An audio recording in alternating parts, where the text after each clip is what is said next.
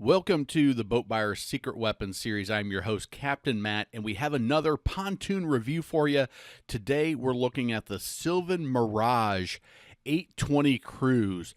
Now, this is a boat that I inspected firsthand in at the boat show in Greenville. This is not the actual boat. There wasn't a good profile shot available, but this is the color. The only difference is it had a Mercury engine. So let's go through the numbers.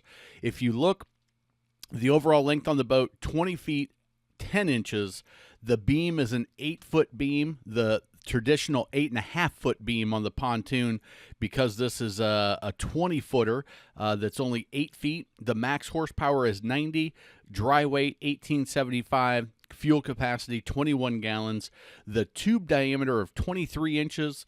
The standard that you'll find on the 8.5-foot tunes are 25 inches traditionally, so a little bit smaller. The gauge, or the thickness of the aluminum, 0.08 mils. And I would put this in the value level, although Sylvan does a great job building, as we will talk through all the aspects of the boat. So let's take a look at Sylvan as a company. They started in the 40s near Sylvan Lake in Wolcottville, Indiana. They were then bought by the former owner of Starcraft, Harold Schrock, in the 70s. And then they were bought by, or they are now owned by Smokercraft, which does Starcraft, Smokercraft, Sylvan, Sunchaser, American Angler, and Star Weld. And they're privately held still by the Schrock family and the Smoker family, with Doug Smoker and Phil Smoker as the president and vice president of sales. And they're built in New Paris, Indiana, where all of the other brands are built as well. Sylvan came out in the mid-2000s or so with their revolutionary planing technology tubes, RPT tubes, and they were kind of the first to really get on adjusting the tubes to get different performance characteristics. They have others as well now. Let's take a look at the warranty. They've got a lifetime plus 6-year warranty. So it's a lifetime warranty on the deck, tubes, and transom. So basically the plywood decking down, which is very common amongst pontoon manufacturers, and then 6-year limited warranty on the carpet, upholstery, vinyl, electronics, and that is transferable to the second owner and includes parts and labor. They say it's the industry's best warranty. In my opinion, it's all how good the relationship between the dealer and the manufacturer, and how well the manufacturer stands behind the dealer and behind the product over the long haul, and doesn't have any of those weasel clauses. So definitely check the warranty, and also make sure that the parts and labor are included. Make sure that that is, you know what it is. It's going to cover it 100%, or it's a tiered structure where over the 6 years it drops down, and they're only going to cover a percentage of the parts and labor. So it could be year 1 is 100%, year 2 is 80, 60, 40%, and down the line. And you can check with your local dealer. In my opinion, the dealer that you're working with is as important, if not more important, than the actual boat that you're buying. You'll notice in all of the boat reviews that we do, a lot of similar components, similar construction qualities, similar material being used, and it's the dealer that has the relationship with the manufacturer and relationship with you that is incredibly important. So here's the boat that we're looking at.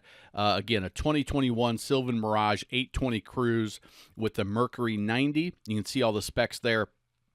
Brought to you by the U.S. Boat Expo. If you are looking at buying a boat in the next 12 months, you definitely want to attend this boat expo. It's an educational expo. It's not just a bunch of boats that you can go look at, but actually in conversations with over 20 industry experts, so you can get the inside knowledge so you can buy your next boat with confidence, avoid the overwhelm, the frustration, and the misinformation by getting directly from the experts. So let's take a look at this actual boat. You can see the layout. You've got your 2 couches up front. You do have the lounge rest on this side, but on the port side, you're missing that. You just have an open spot, so there's no leaning back on that, which is something on a 20-foot pontoon. If you put that backrest there, you're going to really shorten up that seat. on there. This little section right here we'll show you in a little bit, but it opens up to have the option to put a changing room in there. I really like the full-length piano hinge that they're using, and we'll talk through the upholstery as well, which they do a nice job of. You can see the helm, which we'll take a look at, is a fiberglass helm. It looks really nice with cup holders built in. Looking from kind of midship back towards the stern of the boat, you've got the traditional L-shaped seating, some speakers down there, nice comfortable captain's chair, and a removable table. And then you have this section right here which opens up and has some storage, which we'll take a look in as well. So if you look, the battery is going to be back there.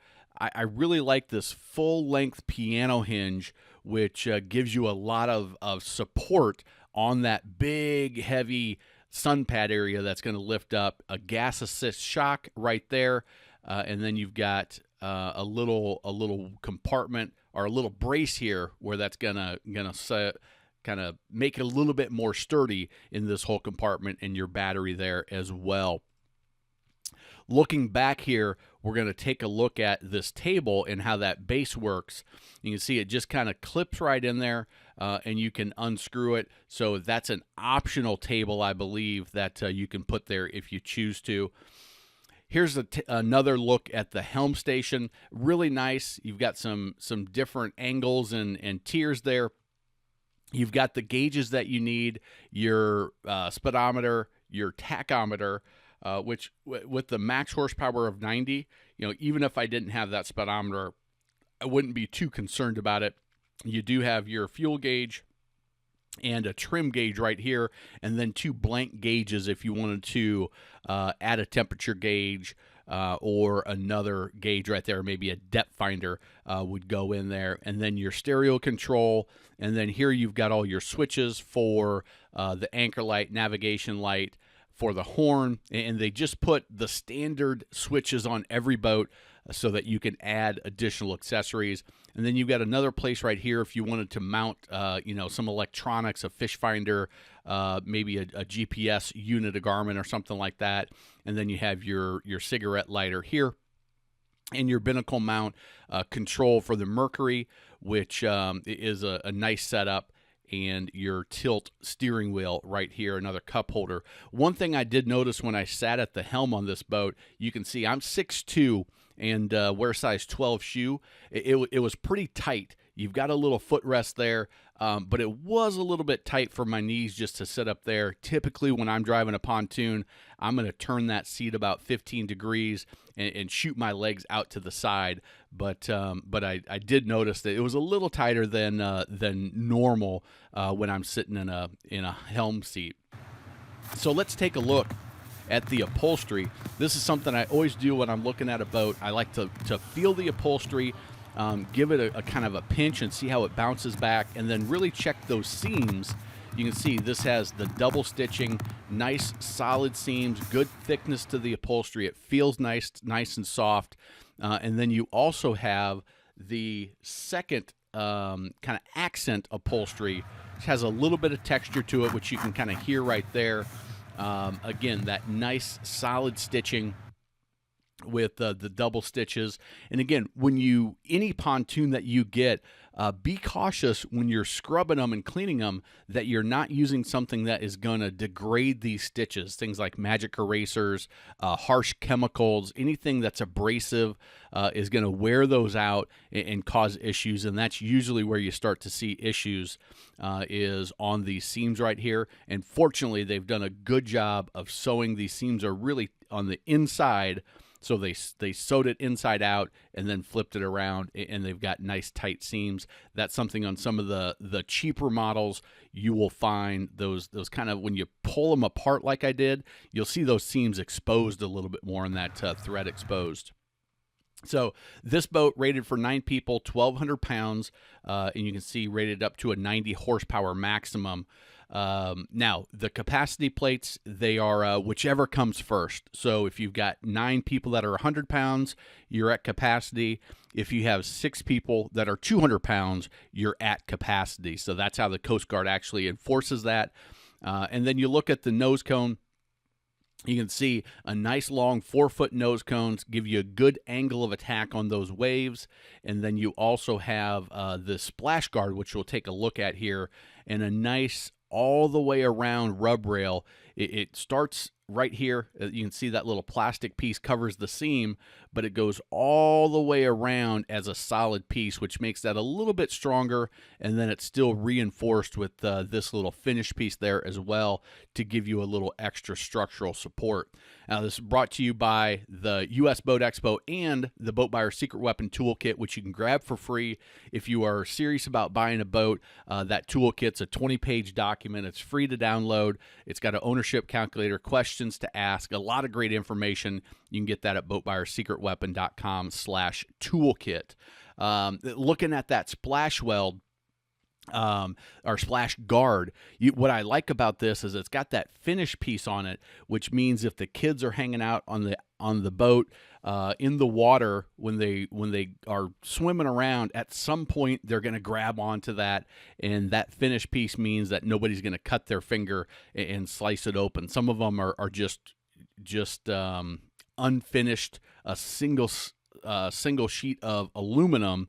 Usually they're finished off pretty well, but having that extra rounded finish piece on there really is a nice addition, especially on a more value line kind of boat like the Mirage Cruise. Now, one thing that I noticed on the welds, I always like to check the welds on pontoons.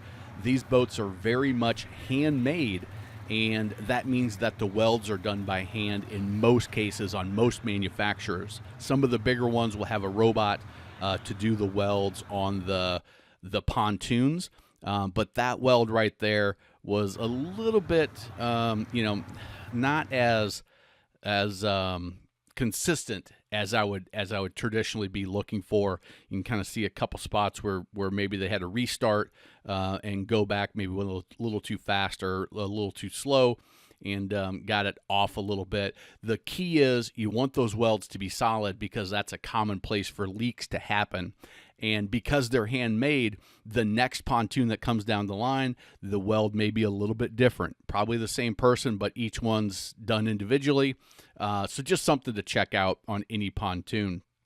Now, we'll look at this engine pod here as well, but nice clean setup. You've got the fuel fill is right there, which means that your fuel tank is right there in that engine pod. It's fine. But it doesn't allow you to have a very big tank. I think this one was 21 gallons. But again, with the max horsepower of 90, that's probably sufficient for the way people are going to run this boat. Now, if we look at that engine pod a little closer, I always like to check how thick this aluminum is, and kind of give it a shake and see, all right, with the 90 horse, when we're going to be running 20 miles an hour with 6 people in the boat, how is that going to hold up to the torque? And that's a nice thick piece. I think they did a good job here. But again, this weld, it's not as clean as I would like. When you look on the inside of that compartment, this weld is better.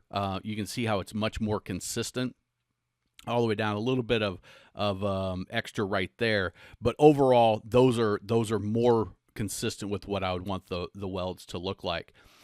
Underneath the boat, the structure of the boat, I really like these heavy duty hat channels that they're using. You can see this little flare right here is going to give a little bit extra strength. That is a kind of that U shape is a very strong shape, and that's going to go across the full width of the boat. Let's go back to that.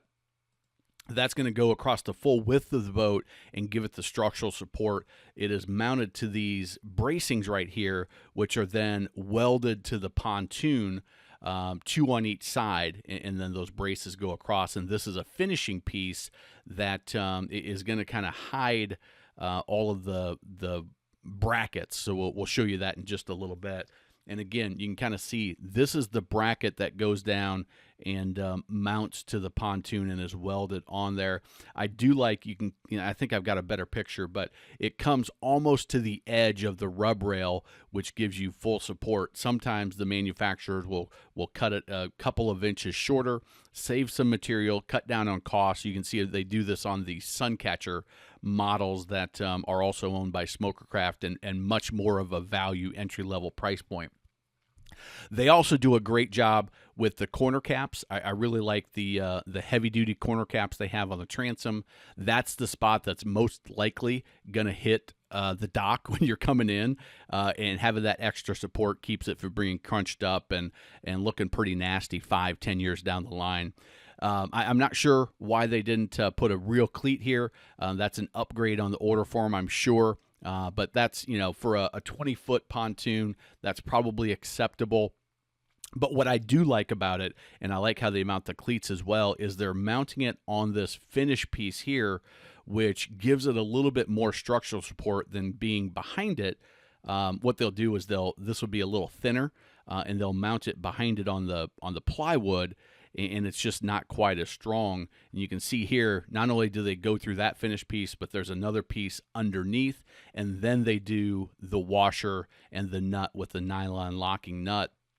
Nice and strong. That's the way I like to see those cleats built on. And here's a better image of that hat channel coming almost all the way to the rub rail. There's maybe an inch gap there.